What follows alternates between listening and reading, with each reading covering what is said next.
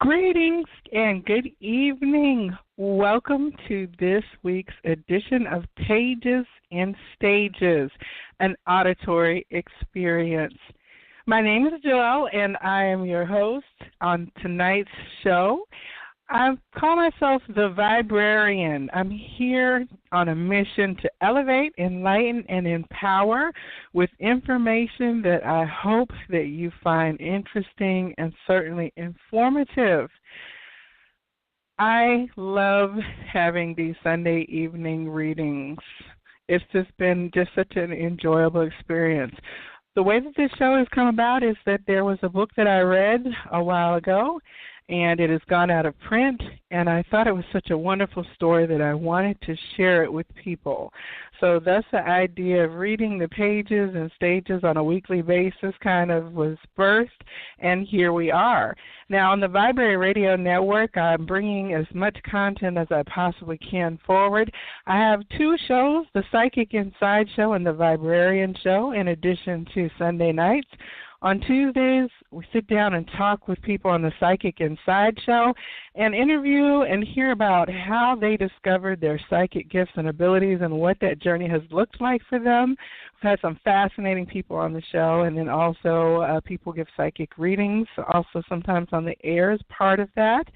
And on Thursday evening on the Viberarian Show is a topical discussion. There's no stone that's left unturned. If you have something that you want to talk about, something mysterious or unusual, please tune in on Thursday evenings. Now, you can connect with me on Facebook, Instagram, and Twitter at The Viberarian, and that is V as in vibration, I-B-E as in energy, R-A-R-I-A-N. I'm creating a community of people I like to call the Good Vibe Tribe. We're here to uplift, empower, and basically learn from each other along this a path that we're on in our present day and time. So the story we're reading this evening is called The Turnaround Time by Liz Grauman Nolan.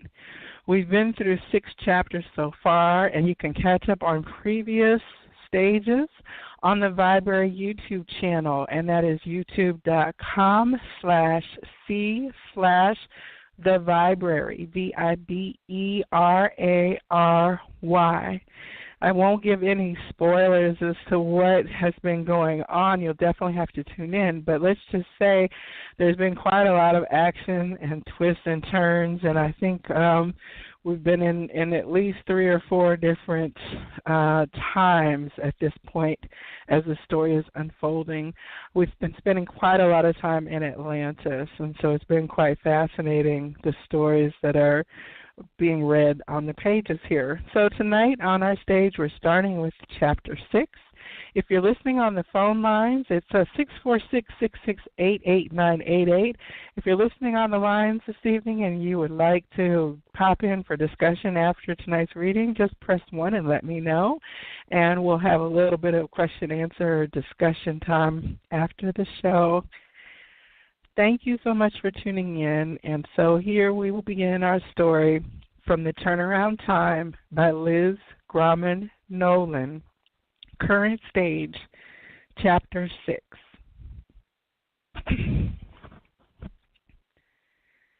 Life in the Midwest. Soul loss. It was sundown one rainy night when I felt things changing. My love entered the tavern for the first time.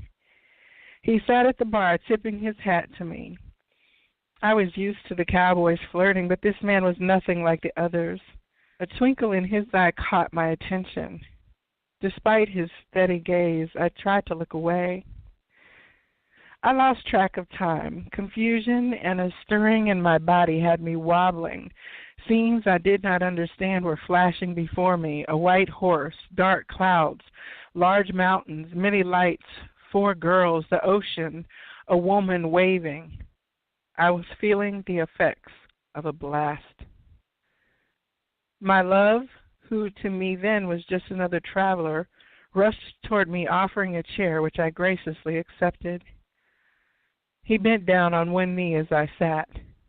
"You will be okay. Take my hand." For just a moment, as if we both remembered everything. Do I know him? He left shortly after, and much to my surprise, I could not stop thinking about him. Day after day, while I tended my duties, his face stayed etched in my mind. I felt his hand in mine. I saw the twinkle in his eye, and I heard his reassuring voice. Cowboys often stayed in the rooms we rented above the tavern, which was located between the mountains and the big city. Many cowboys came to meet one another from various towns for business exchanges. Many times personal conflicts arose, and barroom brawls were pretty common. My father was proud to provide a space where business occurred between cowboys. He never paid much attention to the illicit activities and conflicts. This was his business, and that was their business, and so long as everyone paid their bills and respected him, he felt it was okay. My father in the Midwest was actually my new partner from Atlantis. He was quite similar to the way he was in Atlantis, except older, heavier in stature, and now inclined to drink too much. He never fully recovered from the death of my mother, who died shortly after I was born, not to mention the forgotten memory of my disappearance in Atlantis from many lives prior. After my mother died, my grandmother raised me, and my father never gave me much attention except to teach me about his business, which he did with fervor and commitment. He loved that and felt it was the most important thing. He gave me responsibility very early in life and counted on me to keep things tidy and mind the money. Most of the time was spent working in the tavern. I liked learning about the business but had no personal goals. I figured that I would become an old maid caring for my father and minding the tavern for the rest of my life. I never dreamed of a life that would be any different. Breaking free. Things changed quickly when many months later my love came back. He was looking for me. I could tell as his eyes searched the tavern for me. That very night we started a passionate love affair. Long periods of time went between his visits to the tavern, but as the days went on, I knew I was falling in love with him. I felt desperate to be with him. I lived in anticipation of his visits. I tried to resist it, but I just could not. Thoughts of him consumed me. Each time he left, I asked him not to go. He would explain that his work in the world called him. I felt deflated and wondered how he could leave so easily after the loving, intimate moments we shared. Hints of resentment whispered within me as once again I felt less important than his calling.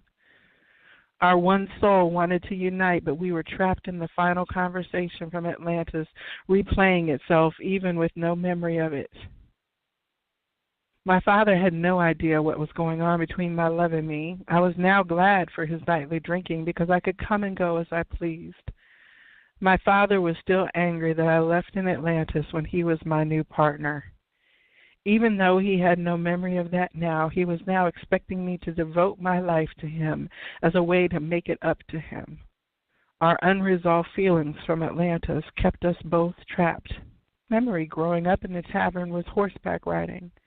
My father had beautiful horses. I would ride daily early in the morning to watch the sunrise till my favorite time of day.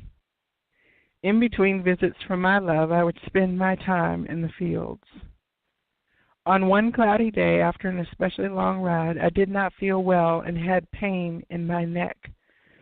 I lied down on a bushel of hay to rest, fell asleep, and had a recurring dream where I lived in a beautiful round home on a mountain in a magical city of lights.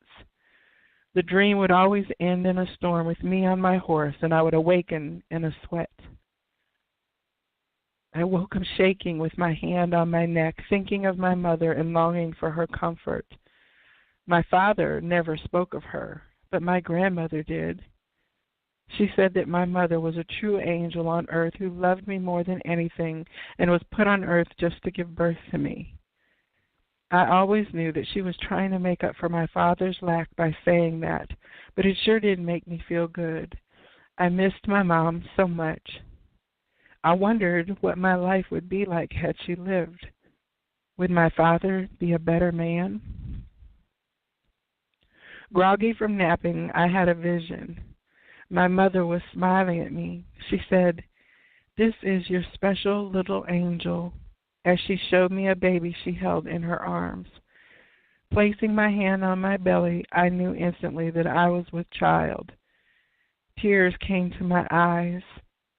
I lay there for a long time looking up at the sky in gratitude. I was scared. What will my father say? Will my love be happy about this news? The deceased appeared to me regularly. I feared that I was insane because of this, so I never told anyone. No one else I knew in the Midwest had this happen to them. I attributed these experiences to being lonely and having a vivid imagination. It began happening more frequently since meeting my love. Could the pregnancy be causing me to hallucinate? I had no understanding that this was an ability I inherited from the women of the divine order of the feminine. I was unaware that my connection with my love as my twin soul had catalyzed my innate true nature. None of this was available to me. Atlantis was just a dream about a city of lights, and these moments when my mother or others who died would visit me were illusions and probable signs of insanity. A few weeks later, I finally told my love I was carrying his child.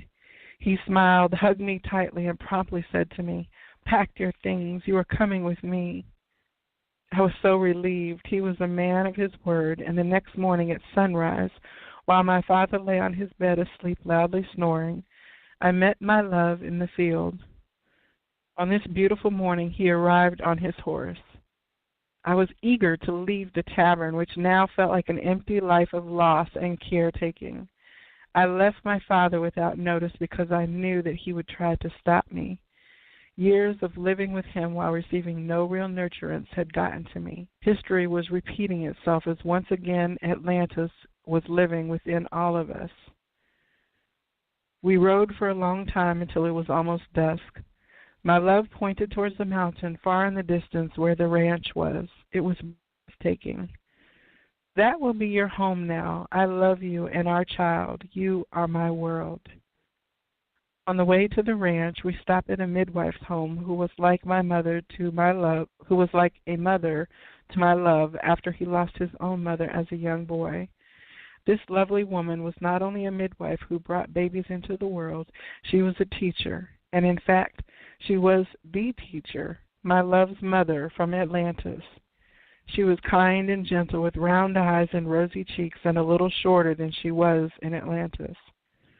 From the moment the teacher and I met again, we had an immediate rapport.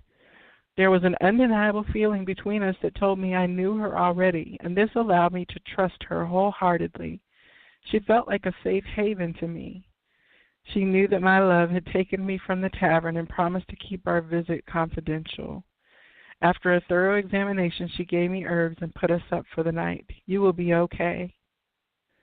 We left the next morning, riding on the horse towards the mountain in the distance. I watched her wave as we rode away, thinking of my own mother, who I missed so much. The ranch where my love lived, now my home, was beautiful. Green pastures and picturesque views of mountains and valleys surrounded it. There were many animals, cows, horses, chickens, pigs, goats, and sheep. He gave me a tour. I could tell how much he wanted me to like it. There was a big kitchen with a wooden farm table facing the pastures where the horses roamed. There were several bedrooms, all with amazing views, and a large sitting room with high shelves full of books. I had not attended formal schooling of any sort, but I knew I loved books. I wondered in my mind if I could someday learn to read them. "I love it here," I told him. I remember holding our daughter in my arms while my love looked at us with such kindness and joy. He wanted only the best for our daughter, but he was fearful. Since we had eloped, he did not want us in danger from repercussions from my father, any of his friends, or any unknown enemies. I did not know why my love had foes, but apparently he did. My love felt we should homeschool our daughter, who was not the typical dainty female of that time period. She took to the homeschooling. She liked being able to ride her horse anytime and have the freedom to explore without restriction or the pressure of playing the conventional role of a female. The teacher came to our ranch daily for lessons, many of which I sat in on so I could learn. Spending time with the teacher and my daughter learning about the world together was very special to me. It filled the void in my heart from my childhood. While living at the ranch, I spent a lot of time alone with my love while my love was traveling. We were living a low-profile life. Besides not wanting my father to find us, my love wanted anonymity in his private life. He was always afraid that some of the men he did business with would try to blackmail him and hurt us, so he kept us hidden. This was oddly similar to how he felt in Atlantis, and I reacted in the same manner I had then, which was to not understand or even want to know why he was so fearful. One early morning, I had a dream that my father died. It was no surprise when this was confirmed. My dreams were prophetic. I had enjoyed life away from the tavern, but I felt sadness because there was never closure with my father. I felt bad our daughter never met her grandfather, and I wondered at times if there could have been a better way to leave. Yet even in this sadness, I did not regret leaving and would not have traded my life on the ranch for anything. Reflections. The Great Shutdown continues. Life in the Midwest, while I had many delights, was hard because I was not able to come out of hiding. When my love and I were together, it was wonderful and rich with depth, passion, and intimacy. But he was always preoccupied. My love was a man of the world, a cowboy with ranches and businesses. He was primarily interested in trade and earnings. He was smooth and crafty at selling horses and cows and moving about the world. He was also known as a man who would stand up for the underdog and was always involved in one cause or another. He was well liked among the poor, but feared and disdained among the rich, and had taken the volatile pirate he once was in the fight to a more refined level, but he was not that different. Our daughter and I spent most of our time on the ranch. We were experienced riders, and our daughter was extremely smart. Because I ran away from home pregnant and unmarried to be with my love, I would have been forever stigmatized by the community. So we kept to ourselves and were isolated. Back then, community was everything. If the community went against someone, there was trouble.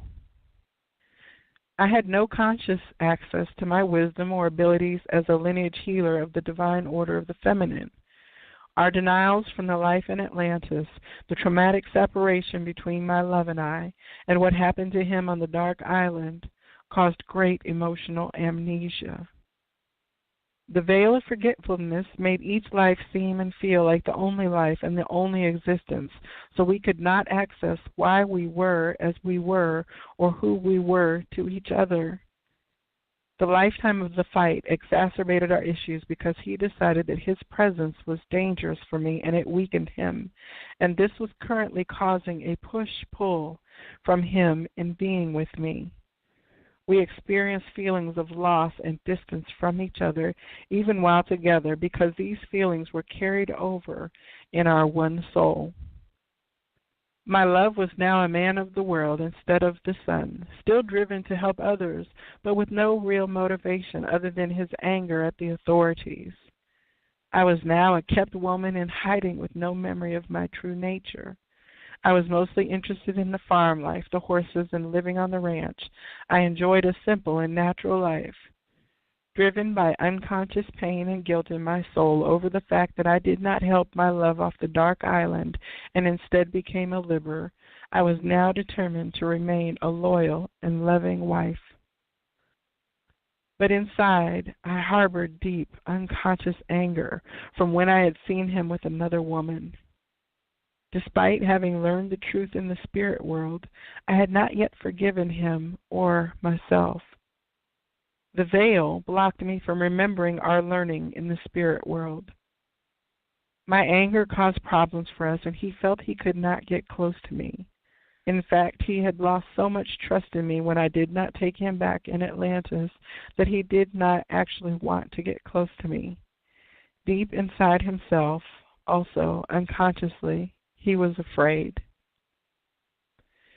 I always felt empty without understanding that this feeling was from the soul loss between us. Once twins separate into bodies, if problems and trauma occur that cause ongoing separation, there is soul loss. This is carried to all lifetimes in all interactions. This loss is the basis of the gap between twins, which is the cornerstone of the agenda by the dark ones, and the way they get in between twins. Twin flame mergence. Every now and then in life, there occurs a bleed-through moment where a window opens to the soul. This opening heightens when twins are sexually intimate. The connection is in the sacral center, just below the navel, where the cord of light between them raises the inner serpent within, ignites emotions, memory, and the connection to one another. The inner serpent rises quickly between twins and exposes every emotion. When twins are sexual, their energy fields merge, and this is the twin flame mergence that releases every truth in the one soul since the beginning. The twin soul relationship is a very sexual relationship. It is this sexuality that releases the life force that births the one soul from the Supreme Creator in the beginning, and that is what is remembered and reignited when lovemaking with the twin. Sadly, it is the separation that is also remembered and causes so many problems later.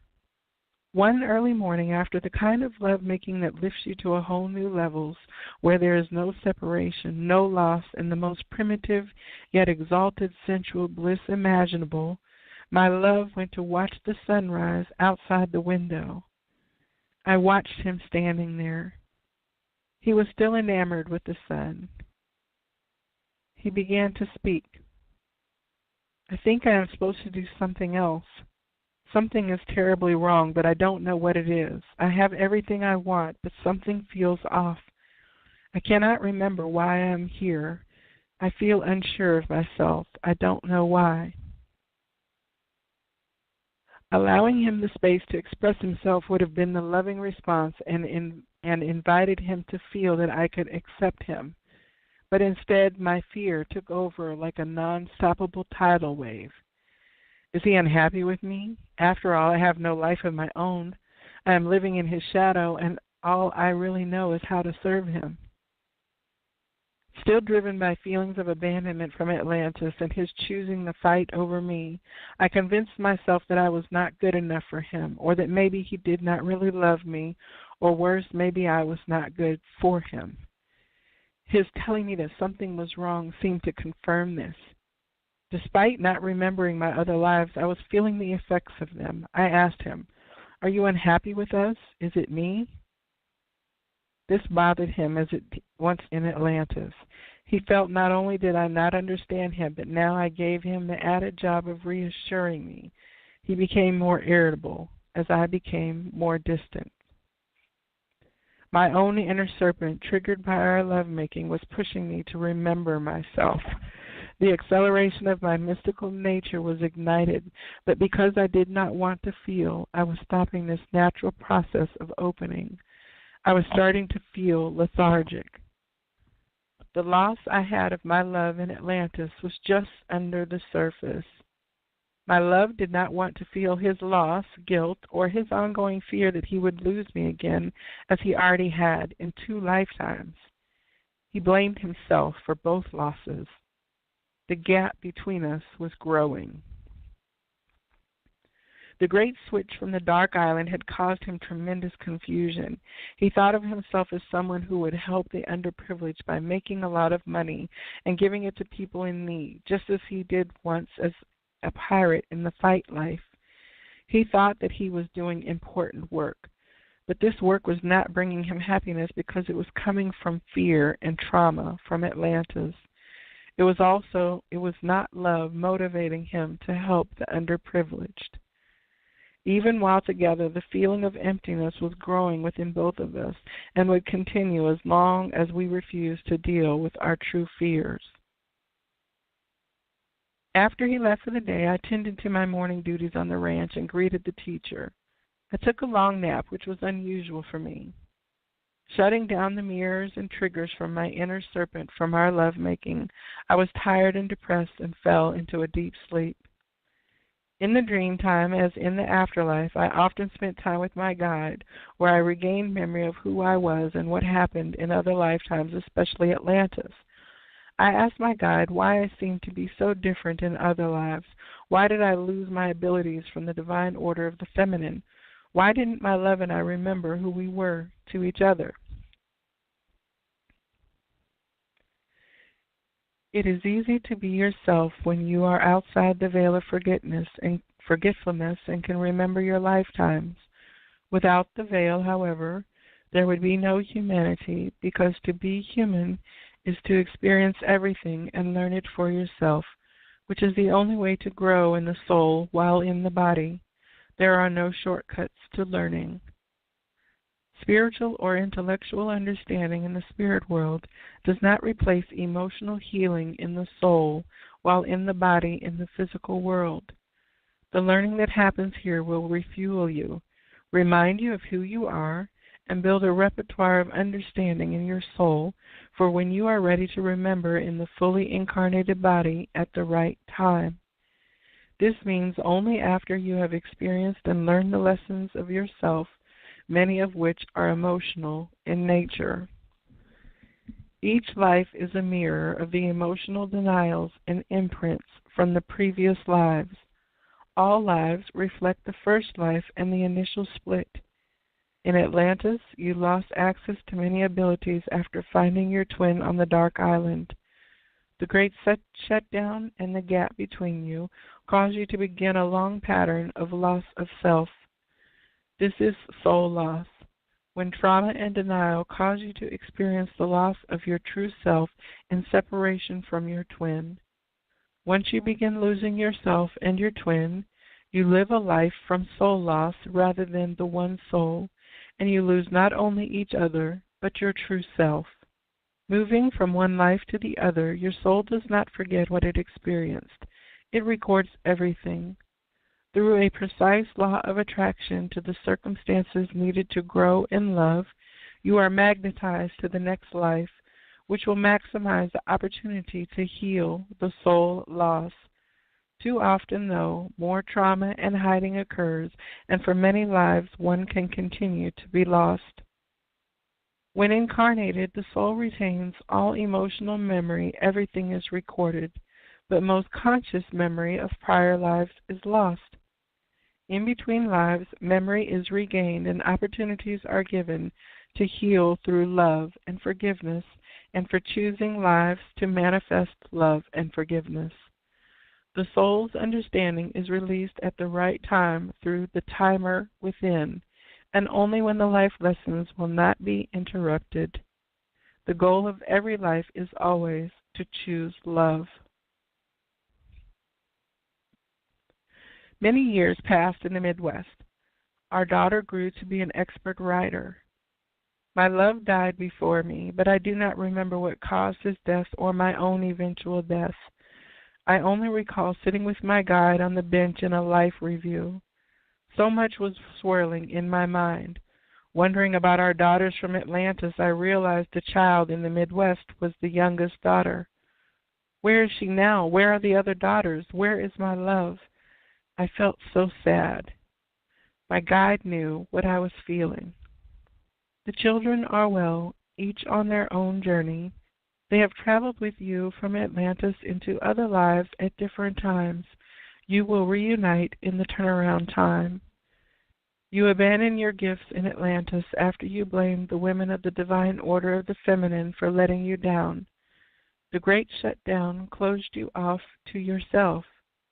You decided you could no longer trust your guidance because you felt that you should have known what was coming and they should have warned you. When it all fell apart, you decided that you could not trust yourself or any guidance ever again. The Livers came to you then and began implanting their truths.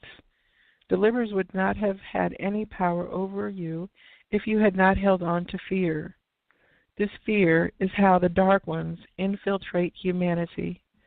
The Dark Ones only have power that is given to them. They have no power of their own. They feed on fear. Neither the Supreme Creator nor angels or guides can heal the darkness that has come onto the planet. We can only share our love and wisdom. All of mankind needs to choose love over fear every time. We do not interfere in your choices, for you have the gift of free will. Look back at your life and acknowledge every time that you chose fear over love. See the ripple it caused, a long domino effect, a karmic roller coaster. This can be stopped at any moment by choosing love. You cannot change the past, but by changing the present, you can heal it. Once again, as in between every lifetime, I felt drawn back to Atlantis. As usual, my guide let me drift in and out of my travels and memories. Pulling away, I no longer felt her. I drifted away to the place I call home in the City of Lights, remembering time with my love on Mother mornings. Chapter 7.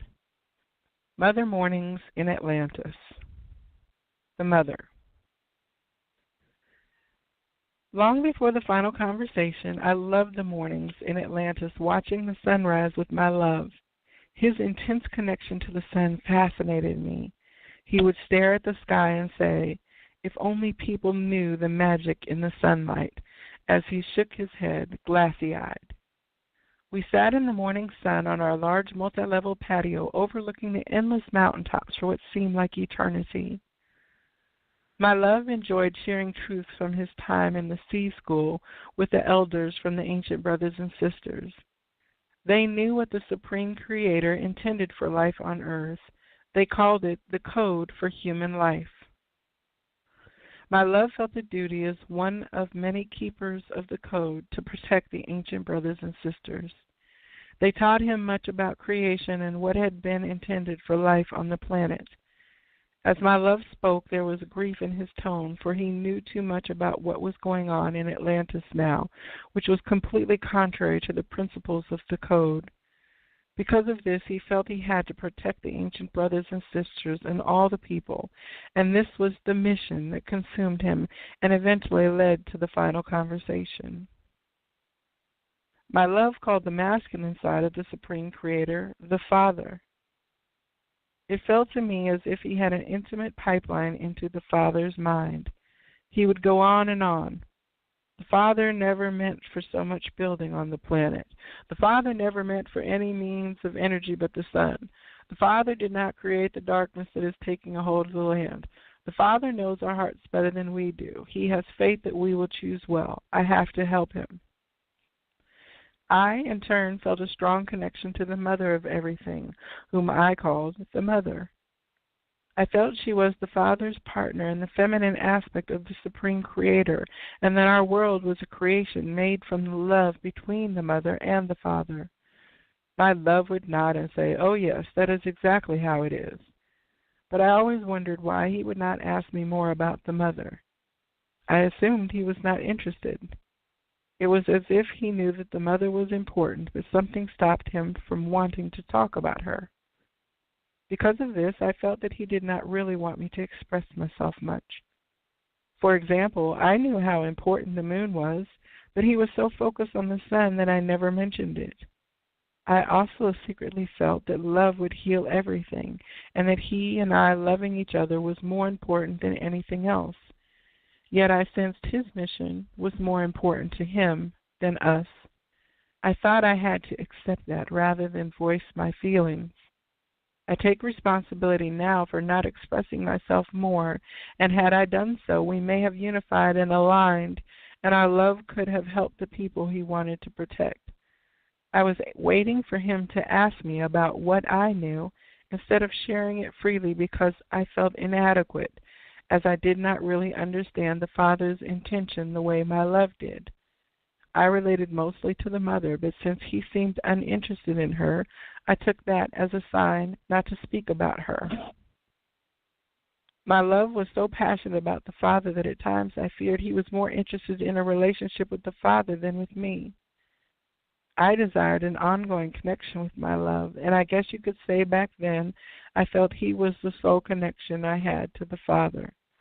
So I gave him the admiration and attention I thought he wanted as he spoke about the father, hoping it would bring us closer and perhaps also include me in this special relationship he appeared to have. I did not know that all these feelings came from our initial split into separate bodies. The loss of my masculine yang half in him now felt separate from me. I did not know that he was feeling the same in reverse, disconnected from his own feminine yin half in me, separate from him.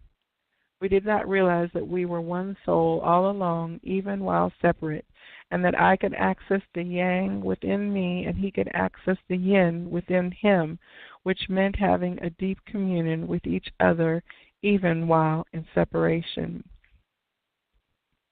The truth is that I needed to be myself and share openly just as he did. He needed to understand the mother just as I needed to understand the father, which is something that I never considered. He needed to understand me, and I needed to understand him. But he felt that he had to be in charge now because the world was so different than how he learned it should be in C school. He felt a duty to keep the code, forgetting that harmony in our relationship was the key. I did not realize that this was actually very difficult for him and that he wanted my help, too afraid to ask for it because he thought he should be the all-knowing, strong male. And I figured he was the teacher, especially because he knew about the Dark Ones from the time he was spending as a cross warrior in the embassy. I had shut down all awareness of the Dark Ones since my childhood when my parents would forbid discussion about them from their fear, which later became my fear. Figuring he knew more about the Dark Ones and the state of things, I ignored my own self most of the time and looked to him for most things. I never considered that it was me who needed to come forward unprompted by him. This fear of stepping into myself as a woman and speaking from a place of knowing at a time when men were supposed to know more than women only furthered the gap between us that had been present since our initial split. Born into a culture that was quickly putting men in charge, we fell into the agenda by the others through their puppets, the Dark Ones and the Libbers, who were actively preventing men and women from working together.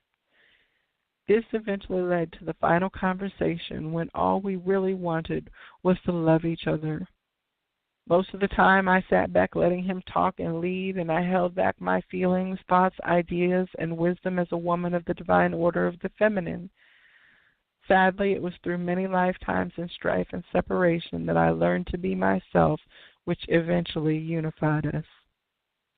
To unify with my love, I had to come from a place of truth in myself fully and completely, share all of myself, and put my needs, views, and feelings on the same level as I put his.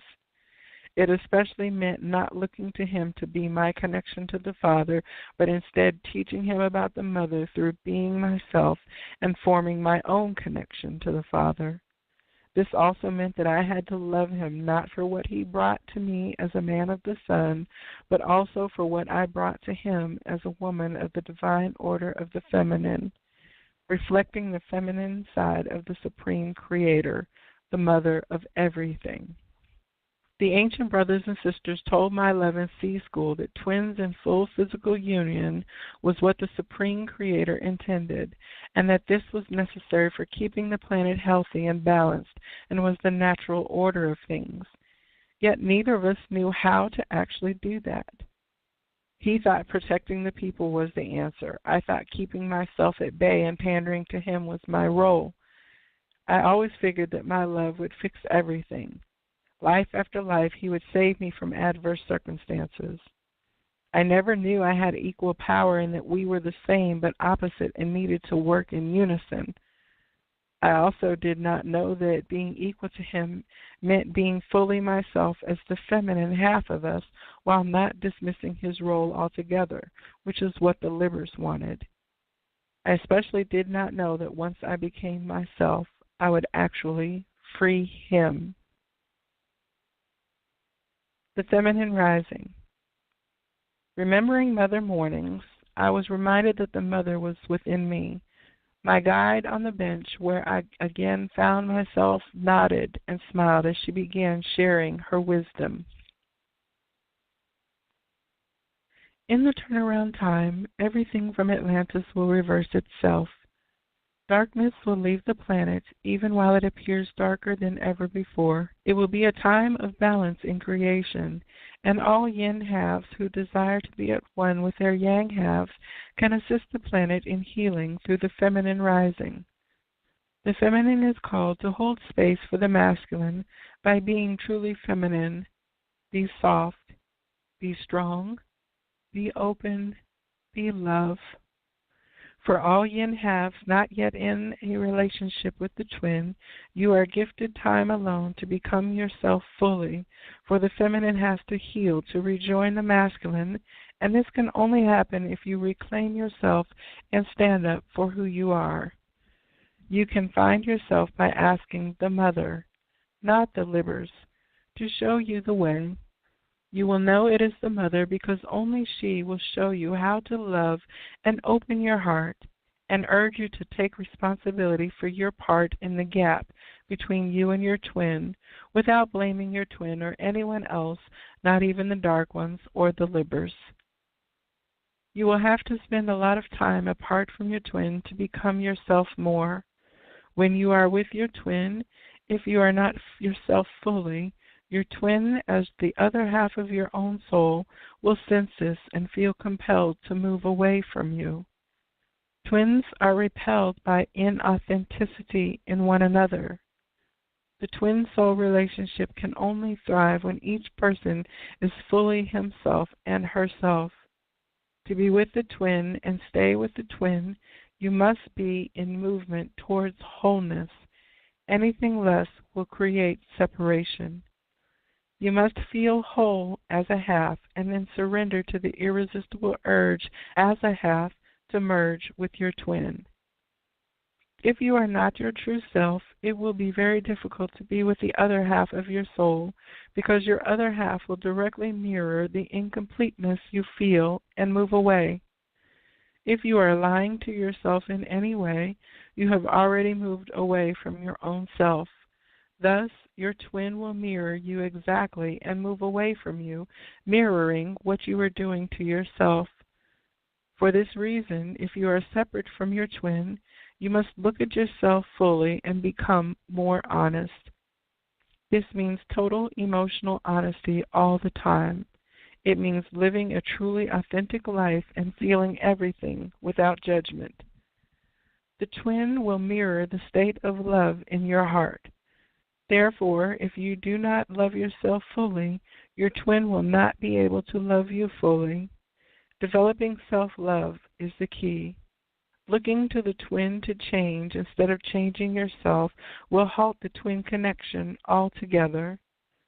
The twin relationship is built on each half taking full responsibility for themselves.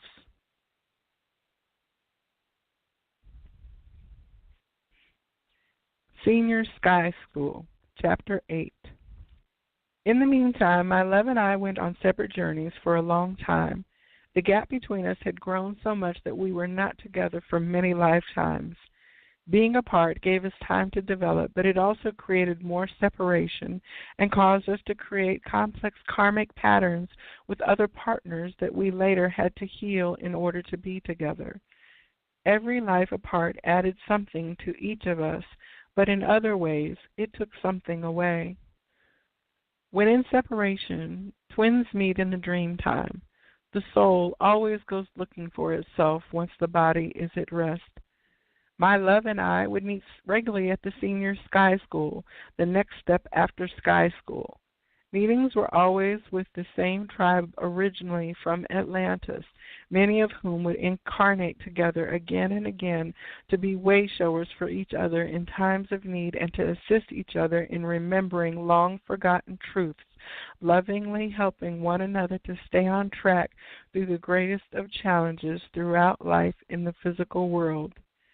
In senior sky school, everyone attended with their twins, whether in union or not in the physical world. It is a condition for attendance at the senior level. These meetings help maintain a connection between twins and were a way for souls to feel nourished and supported by their twin, their tribe, and the many wonderful guides. Being in senior sky school was a reprieve from the denser energy in the physical world, where there was energy field disruption from the dark ones and ongoing pain when in separation from the twin. My love and I always gathered in the same magical, picturesque place where there were small ponds filled with large families of ducks, lined by trees of many shapes and sizes. Everything was lusciously green and fertile with flowers blooming everywhere. Guides walked around mingling with twins and teaching great truths. Sets of twins walked hand in hand, sitting at times, caressing one another at other times, quietly speaking with each other. It was a natural, casual, and calming environment. There were ongoing teachings by guides. Each visit began with a review of the basic principles taught repeatedly to help manifest union between twins in the physical world. The same lessons were taught many times to give opportunity for full integration in the soul. It was a dream time during the turnaround time in the physical world while our bodies were restfully sleeping, many lifetimes, long after the final conversation, the fight, and the life in the Midwest. My love and I would meet in senior sky school. We always sat together on our favorite stone wall where a babbling brook ran under our bare feet. On this night, we looked at each other while hearing the guides speak to us through our minds. We loved being together, yet apart from the others, so we could tune the teachings out or turn them down and converse with each other instead. In senior sky school, information was absorbed, even when not actively listening. My love looked very sad and hopeless. I sensed a tiredness in the depths of his being. I took his hand tightly and held it. This commingling of our energies allowed our one soul to merge, refreshing and calming the separation angst present in us from life and separation in the physical world. I knew my energy would help him.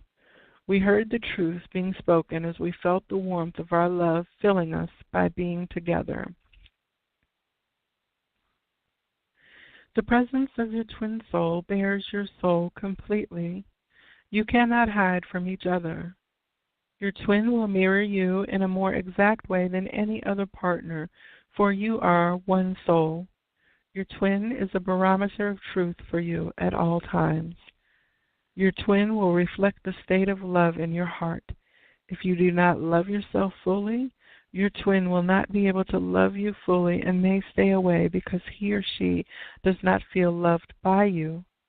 Loving yourself, you cannot love your twin because you are one soul. Looking to your twin to love you in place of loving yourself is impossible, for you are the same soul and your twin feels what you feel. Developing true self-love is the key. If you are not loving yourself, your twin, whether you have met or not in the physical world, cannot fully love themselves either, for he or she will feel that a part of him or her is not loved. You are one. Everything felt within one twin is felt in the other. Looking to change the twin instead of changing yourself will halt the twin connection altogether because you are looking outside instead of within. You are one soul. Start with yourself. The twin relationship always starts within. The twin relationship is built on each person taking full responsibility for all his or her decisions, feelings, and choices. One must see the twin as a mirror and not the cause. When your twin is resisting being with you, go deeper into becoming more of yourself and live a life that is authentic, genuine, and emotionally transparent.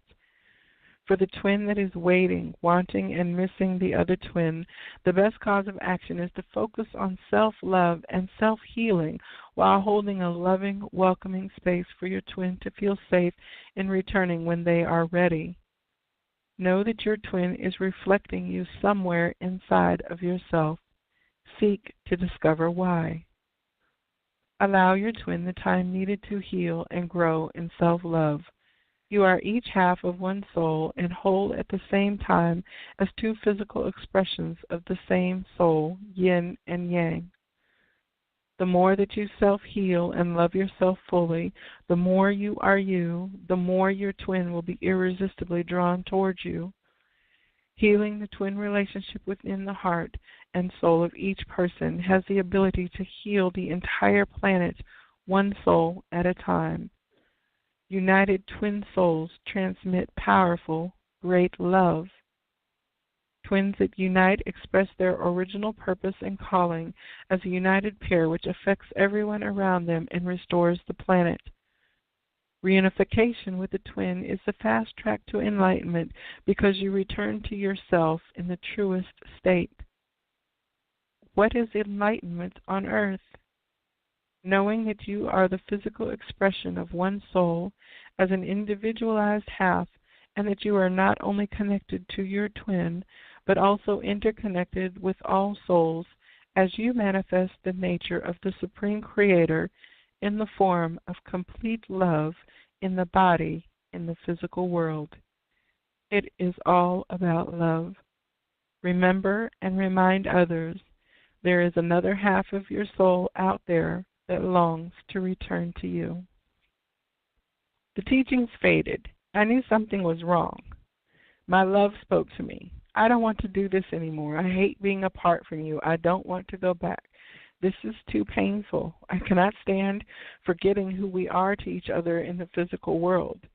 I do not feel comfortable in my physical body. I hate it there. Hearing his words, I saw and felt his desperation and fear. I felt scared, too. I love you, and I want to stay with you. I felt the same way he did. But I also felt a duty to go back to the physical world and finish what we started. He pleaded, I think we can stay here if we want to. My love was finding life in the physical world unbearable. We were not together in the physical world, and he was lonely. He had a large, bright energy field and carried so much of the force field of light within him that his body was too small to contain it. He was used to the expansive Atlantean energies and larger physical body that gave him more space and aligned closely with the energy of the Supreme Creator. He felt compressed and limited now.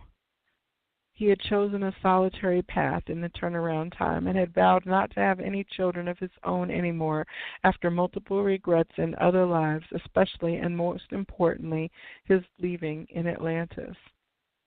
He was living a stifling life. He wanted to ensure that he would not become careless through his anger like in his other lives. He was trying to find his way back to me and carefully planned a life to maximize that opportunity and ensure his unhealed anger would not keep us in separation. I had my own unhealed anger, and neither of us really understood how to heal any of this. The guys talked to us about love and forgiveness, but we did not know how to heal this in the physical world. After so many lives in separation with much loss and anger and the infiltration of darkness that was now deeply embedded on the planet and our lives, we no longer even noticed the presence of darkness. Everything seemed dark most of the time, and we were used to living in fear and had not been together in the physical world in a long time. The Atlantis Reversal. Atlantis, the home of our initial split, had laid the foundation for all the issues played out in every lifetime. We had reached the turnaround time, and now Atlantis had returned, but was reversing itself. We did not understand this reversal yet. We did not know this meant that things were repeated, but in the opposite direction. We were going backwards in order to move forward. We were going back down the same road, but in the opposite direction, so that everything would be re-experienced and could be healed through love and forgiveness.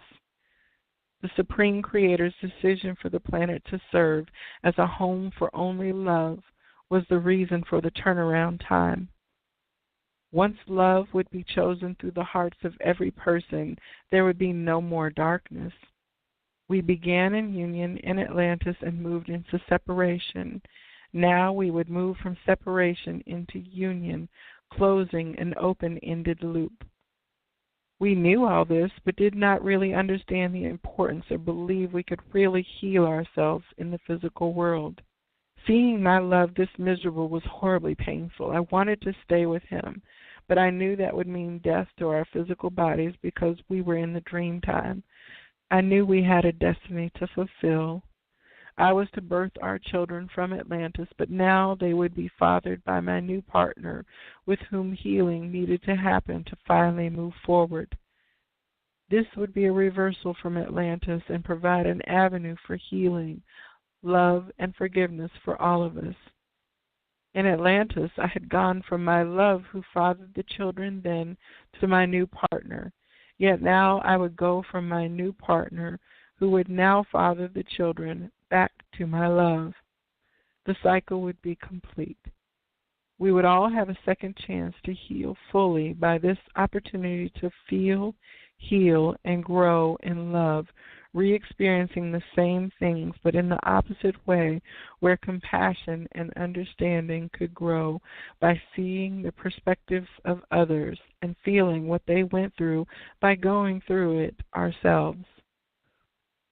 I knew my love wanted to stay in the spirit world. I considered staying with him, but I could not get the faces of our daughters out of my mind. And in a moment of clarity and insight, I eagerly said, "Let's go back." I put my hand on his heart. "Wait a little longer. Let's not give up. I know that I will be a devoted mother and will not easily jeopardize the family life of the children to get back to you. But in time, I will come for you, just as you came for me in Atlantis. I promise." I said this knowing that in the Atlantis reversal of the turnaround time, now present, where everything happens in reverse, meant that I had to come for him now. The timer in my soul would push me to act from love, and I would eventually be led back to him. We will be together this time and stay together. We will bring the family together. Finally, he smiled. Yes. That ends Chapter 8 this evening, and this has been Pages and Stages. My name is Joelle and the Viberarian. Thank you for joining me for tonight's stage of The Turnaround Time by Liz Grauman Nolan. I'll be back again next week with another episode. And if you would like to catch up again on previous episodes, please do check out the Viberary on YouTube. And you can catch up with chapters 1 through 5. And tonight we were able to get through chapters 6 through 9. We are over the halfway point of the story, ladies and gentlemen. I appreciate your time and sharing this story hour with me. I wish you all of the blessings that you can possibly have to overflowing, and the light in me absolutely honors the light in you. Namaste.